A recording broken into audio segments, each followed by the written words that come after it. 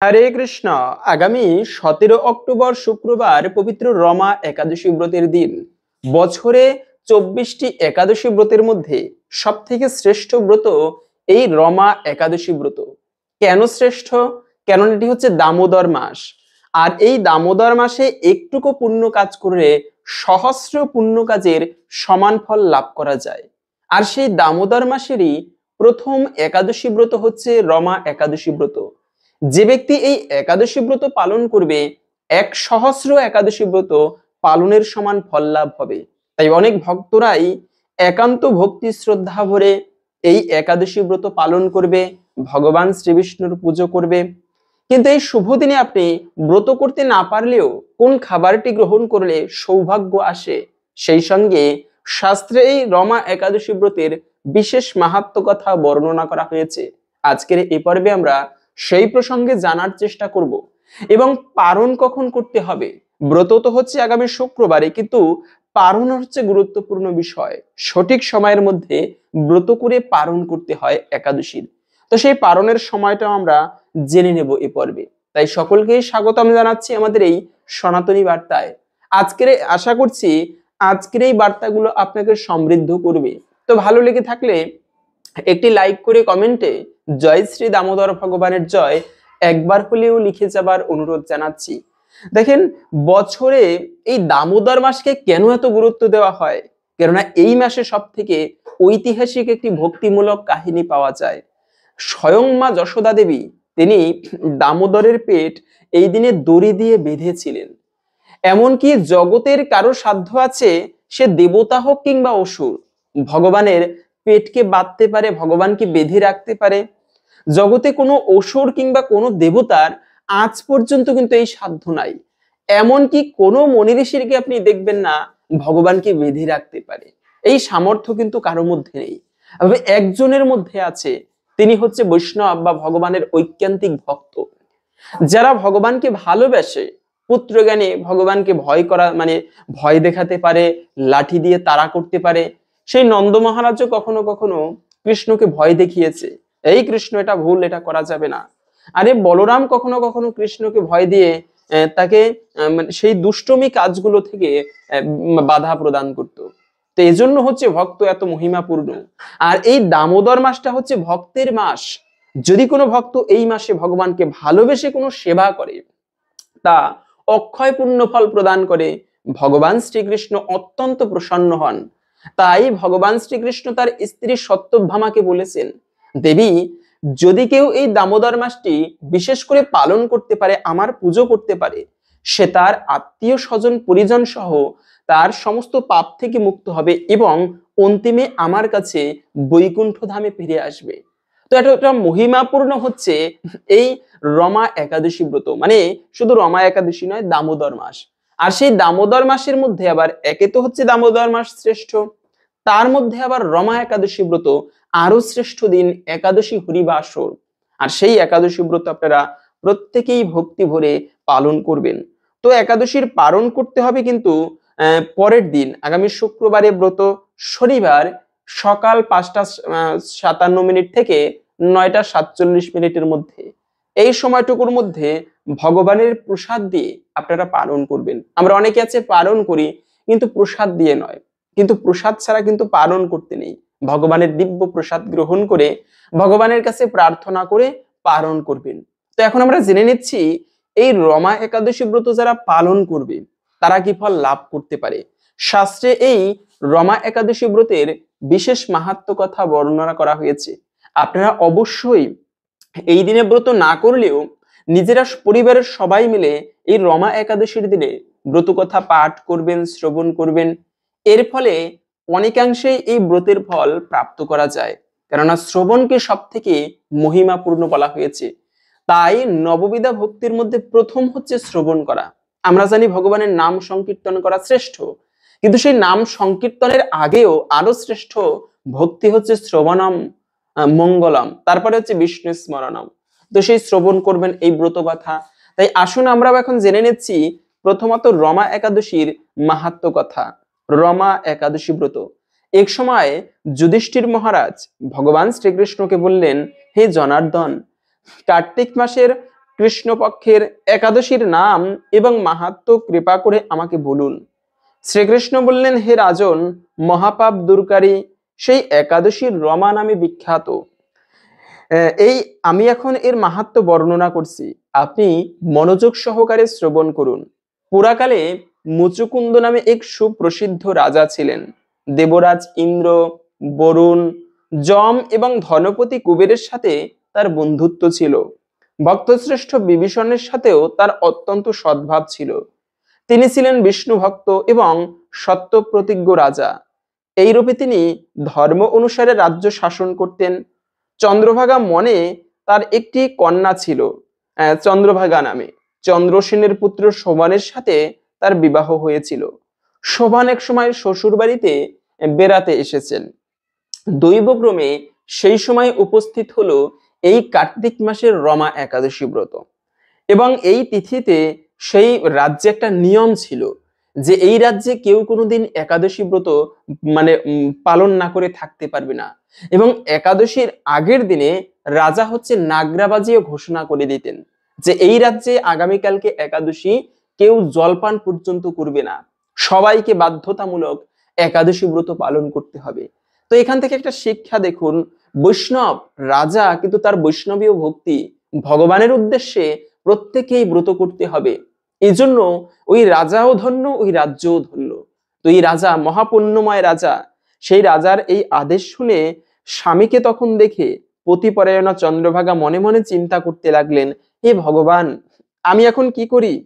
কারণ আমার স্বামী অত্যন্ত দুর্বল, তিনি ক্ষুধা তৃষ্ণা সহ্য করতে পারে না। এখানে আমার পিতার শাসন খুবই কঠোর। দশমীর দিন তিনি নাগরা বাজিয়ে ঘোষণা করে দিয়েছেন যে একাদশীর দিন আহার পর্যন্ত নিষিদ্ধ। এখন আমি কি করব? রাজার নিষেধাজ্ঞা শুনে শোভন প্রিয়তমা পত্নীকে বলল, হে প্রিয়ে, এখন আমার কি করা কর্তব্য তা আমাকে বলো। উত্তরে রাজকন্যা বলল, হে স্বামী, আজ এই গৃহে এমনকি রাজ্য মধ্যে কেউই আহার করবে না। মানুষের কথা তো দূরে থাকুক, পশুরা পর্যন্ত জলপান মাত্র গ্রহণ করবে না। হে নাথ, তুমি যদি এ থেকে পরিত্রাণ চাও তবে নিজ গৃহে প্রত্যাবর্তন করো। এখানে আহার করলে তুমি সকলের নিন্দা ভাজন হবে এবং আমার পিতাও ক্রুদ্ধ হবেন। এখন বিশেষভাবে বিচার করে যা ভালো হয় তুমি তাই করো। সাধ্যী স্ত্রীর এই কথা শুনে শোভন বলল, হে প্রিয়ে, তুমি ঠিকই বলেছ, কিন্তু আমি গৃহে যাব না, এখানে থেকে একাদশী ব্রত পালন করব। ভাগ্যে যা লেখা আছে তাই হবে। এইভাবে শোভন ব্রত পালন করতে বদ্ধপরিকর হলেন। সমস্ত দিন অতিক্রান্ত হয়ে রাত্রি আগমন হলো। বৈষ্ণবের কাছে সেই রাত্রি বড়ই আনন্দকর। কেন?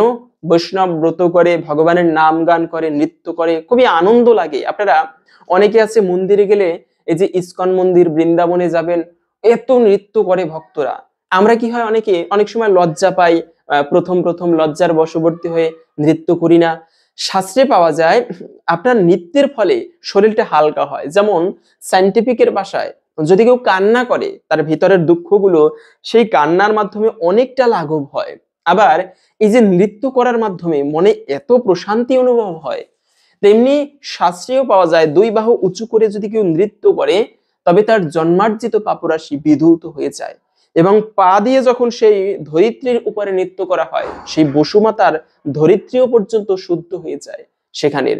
তো এই জন্য মূলত নৃত্য করাও বিশেষ মহিমাপূর্ণ। তো বৈষ্ণবের কাছে আনন্দের ওই রাত্রি তারা নাচ গান, ভগবানের দিব্য নাম করে কাটায়। কিন্তু শোভনের কাছে তা ছিল অত্যন্ত দুঃখদায়ক, কেননা ক্ষুধা তৃষ্ণায় সে ক্রমে দুর্বল হয়ে পড়ল। এভাবে রাত্রি অতিবাহিত হলে সূর্যোদয়কালে তার মৃত্যু হলো। রাজা মুচুকুন্দ সাড়ম্বরে তার শবদাহ কার্য সুসম্পন্ন করলেন। চন্দ্রভাগা স্বামীর অন্ত্যেষ্টিক্রিয়া সমাপ্ত করে পিতার আদেশে পিতৃগৃহেই বাস করতে লাগলো। কালক্রমে রমাব্রত প্রভাবে শোভন মন্দরাচল পর্বতের শিখরে অনুপম সৌন্দর্য বিশিষ্ট এক দেবপুরী প্রাপ্ত হলেন।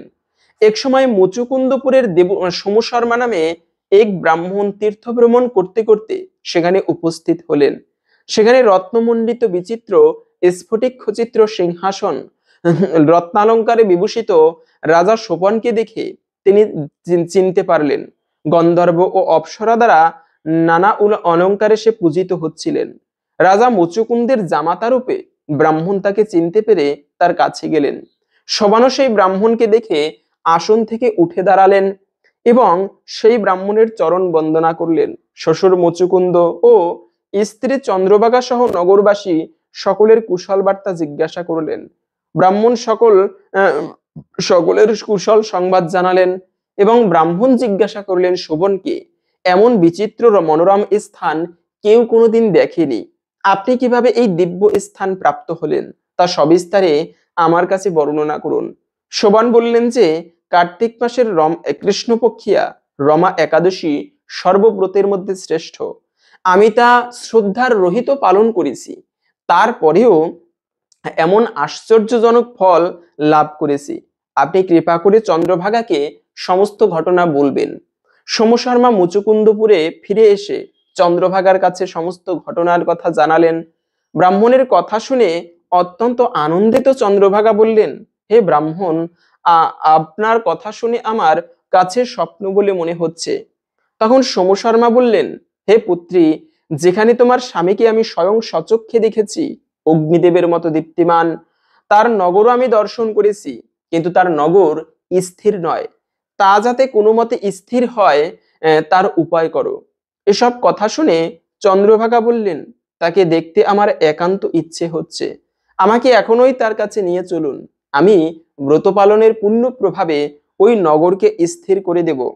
তখন সোমশর্মা চন্দ্রভাগাকে নিয়ে মন্দার পর্বতে বামনদেবের আশ্রমে উপনীত হলেন। সেখানে ঋষির কৃপায় ও হরিবাসর ব্রত পালনের ফলে চন্দ্রভাগা দিব্য শরীর প্রাপ্ত হলেন। দিব্য গতি লাভ করে নিজ স্বামীর নিকট উপস্থিত হলেন। প্রিয় পত্নীকে দেখে শোভন অতীব আনন্দিত হলেন। বহুদিন পর স্বামীর সঙ্গ লাভ করে চন্দ্রভাগা অকপটে নিজের পুণ্য কথা জানালেন।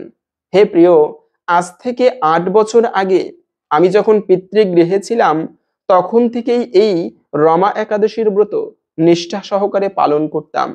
ওই পুণ্য প্রভাবে এই নগর স্থির হবে এবং মহাপ্রলয় পর্যন্ত স্থির থাকবে। হে মহারাজ, মন্দরাচল পর্বতের শিখরে শোভন স্ত্রী চন্দ্রভাগা সহ দিব্য সুখ ভোগ করতে লাগলেন। পাপ বিনাশিনী ও মুক্তি প্রদায়িনী রমা একাদশীর মাহাত্ম্য আপনার কাছে বর্ণনা করলাম। যিনি এই একাদশী ব্রত কথা শ্রবণ করবেন, তিনি সর্বপাপ থেকে মুক্ত হয়ে বৈকুণ্ঠ লোকে পূজিত হবেন। এই ছিল মূলত রমা একাদশীর ব্রত কথা। আশা করি বুঝতে পেরেছেন এই ব্রত পালন করলে আমরা কি ফল লাভ করতে পারি। তো এই হচ্ছে ব্রত মাহাত্ম্য। কিন্তু এই ব্রতের দিনে কোন খাবারটি গ্রহণ করলে সৌভাগ্য আসে? কথা হচ্ছে একাদশীতে পঞ্চরবি শস্য কিন্তু খাওয়া যাবে না। আপনারা এই দিনে ব্রত না করলেও সবজি রান্না করে খাওয়া যায়, কিন্তু পঞ্চরবি শস্য মাস্ট বর্জন করতে হবে, এতে মহা পাপের ভাগী হতে হয়। পঞ্চরবি শস্য বাদে এই দিনে আপনারা সবজি আদি খেতে পারেন, ফল খেতে পারেন, কিন্তু কোন খাবার খেলে সৌভাগ্য আসে? তা যেন তেন খাবার নয়, এটা হচ্ছে মহাপ্রসাদ। বলা আছে মহাপ্রসাদ যদি কেউ জীবনে গ্রহণ করে তবে সেও জগন্নাথের কৃপা লাভ করবে, বৈকুণ্ঠবাসী হবে। আর এই মহাপ্রসাদ কৃপা সাক্ষাৎ ভগবানের কৃপা। এই দিন আপনি একটুকু বেশি করে ফল ভোগ দিবেন ভগবানকে, এবং সেই প্রসাদ ভগবানকে ভোগ দেওয়ার পরে আপনি গুরুদেবকে নিবেদন করবেন। তারপর সেই গুরুদেবের মহাপ্রসাদ আপনি নিজে গ্রহণ করবেন এবং ছোট্ট বাচ্চা থাকলে অথবা সবার মধ্যে বিতরণ করবেন। আর এই প্রসাদ গ্রহণের মাধ্যমে ভগবানের বিশেষ কৃপা লাভ হয় এই কার্যটি করার মাধ্যমে। হরে কৃষ্ণ। আশা করছি আজকের এই শাস্ত্র বার্তাগুলো আপনাকে সমৃদ্ধ করেছে। ভালো লেগে থাকলে একটি লাইক করে কমেন্টে জয় শ্রী রাধা মাধবের জয় একবার হলেও লিখে যাওয়ার অনুরোধ জানাচ্ছি। রাধা মাধবের কৃপায় সকলের জীবনে মঙ্গল হোক আমাদের, এই কামনা করে আজকের ভিডিওটি সমাপ্ত করছি। হরে কৃষ্ণ।